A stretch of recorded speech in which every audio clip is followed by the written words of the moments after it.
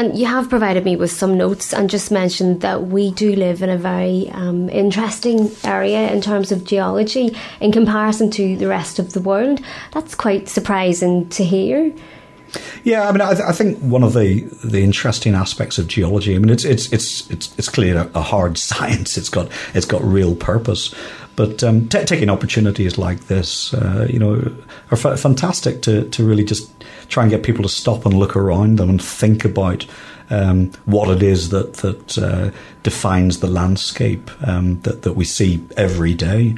And for its size, Northern Ireland is probably one of the most geologically diverse areas on the face of planet Earth.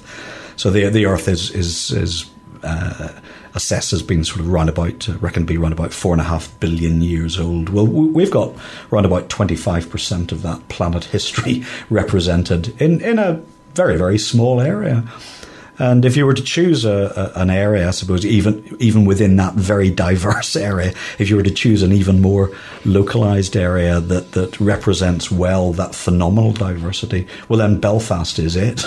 There are very, very few capital cities in the world, large cities in the world, which within, I don't know, probably 20, 30-minute journey time can take you back 450 million years, going down to the County Down coast, through to our most recent geological activity, hard rock activity, the formation of the basalts up in the Antrim Hills, sort of around about 60 million years ago.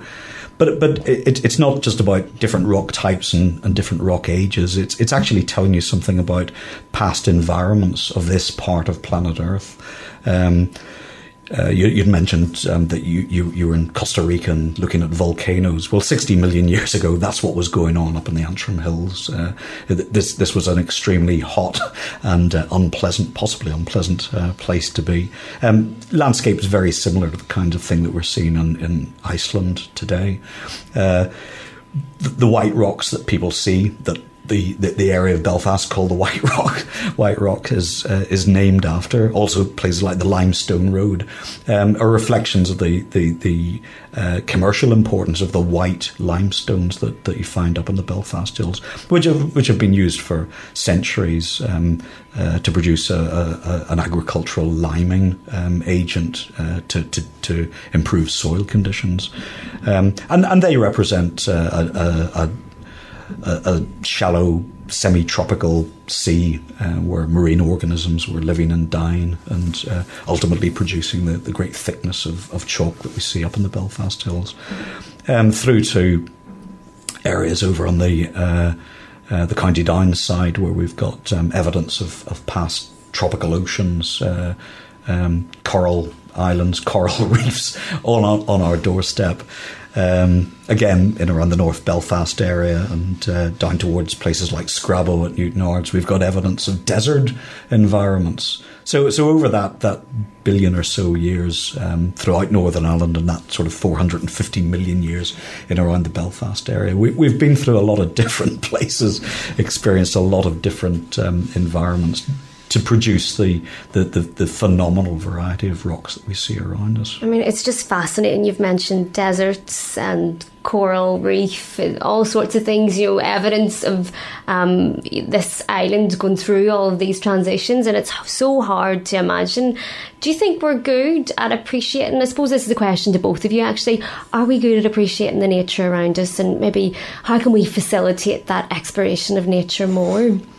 Well, on the geological side, I think the people working in the field of biodiversity have been much better communicators. I'd sort of use that throwaway remark that geologists are very good at coming up with complex terminology, and they are. And I don't think it's the public's fault that they haven't necessarily engaged with geology. I think it's the geologists' fault. And there's a number of us working in Ireland as a whole, and some in the Belfast area to try and get that message across, to try and open people's eyes as to, quite literally the wonders that can be understood from the rocks. I mean, literally using the rocks as a book to understand the past. So places like the Ulster Museum have now got a phenomenal new earth science gallery where a lot of the things I've talked about now can be explored in a lot more depth. Northern Ireland Environment Agency funds the Earth Science 2000 group, which is an all-Ireland group, who quite simply want to tell the story about the phenomenal geology of Northern Ireland. So there are attempts going on to try and engage the public, but also offering opportunities for the public to learn more. Okay, and just in terms of our young people, perhaps you want to answer this, Peter, how can we give them an appetite for this kind of field of study or just interest in their everyday lives? Yeah, well, you've hit something extremely important. I think it can be done. David Attenborough, everybody will have heard of him. He was once asked, when he got an interest in the natural world. And his answer was, well, when did you lose yours? And I think all children are born with this natural innate curiosity, and they ask all these questions. Any parent knows, Daddy, what's that? Or Mummy, what's that? And I think you have to start really at that level. It's very, very important that you encourage this curiosity and you sustain it.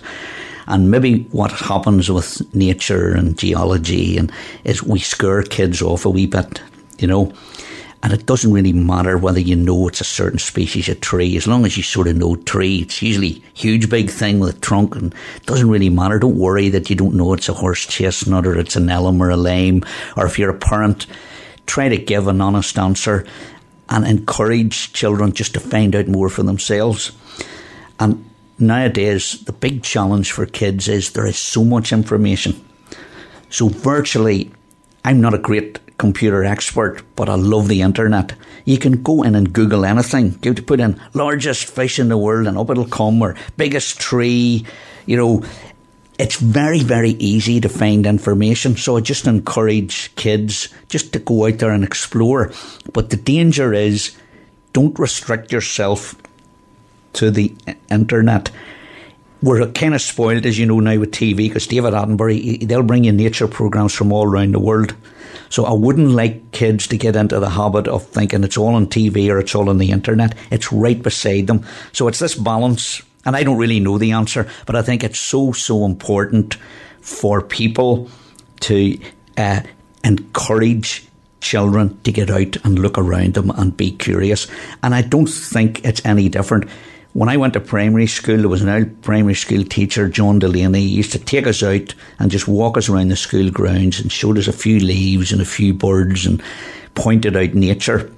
And we maybe done that once a week, and that's lasted me a lifetime. So I think that it's very important, particularly in schools, that if you just encourage it a tiny bit, the kids will usually pick it up, and then they'll take it forward. So it's just encouragement and immersing them in the subject, and don't be afraid of it, and don't worry that, you don't need to know all these Latin terms, you don't need to know, don't be put off. Just start off, stay curious, keep at it, and it'll never let you down, because it's a lifetime's engagement, and you'll never know anything, and it just gets better and better and better all the time, because the more you know, then the more connections you make, and the more you want to know, and the more questions you have, and you can have a lifetime of being curious about the natural world, and it'll do you a power of good.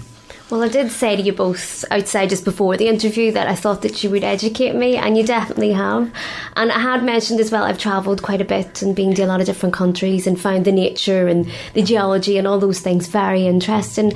But yet, just on my front doorstep, there's so much, and I think that's probably the most important point, and something that I hope the listeners will take away from this interview, particularly children. We have a number of walks as part of this year's Feile, and maybe it's just encouraging people to get out and partake in those things if they haven't done them before. Give it a go, and particularly with their little ones, encourage them to develop this appetite for the environment. So I thank you both for that. It's a very important message, very interesting interview, and thank you for joining me today. Thanks very much, Maura. Thank you.